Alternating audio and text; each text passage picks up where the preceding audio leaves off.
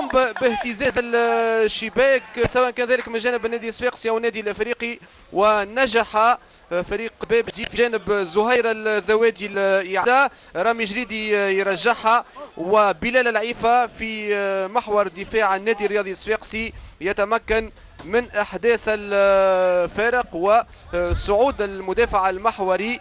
بلال هدف التعادل وربع اهداف نبي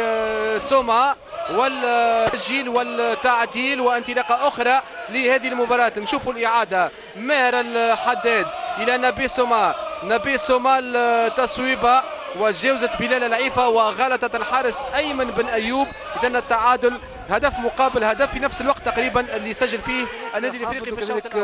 هذه الايقاعات الخاصه بهذه المباراه، والهدف الثاني الحاسم المجسم لفوز النادي الرياضي الصفاقسي بفضل سلام القزداوي والتمهيد من نبي سوما. بالنسبه لنبيل الكوكي بعد ما كان الموسم الفرد مدرب النادي الصفاقسي وفاز على النادي الافريقي هدفين مقابل صفر في تونس، انتصار اخر لكن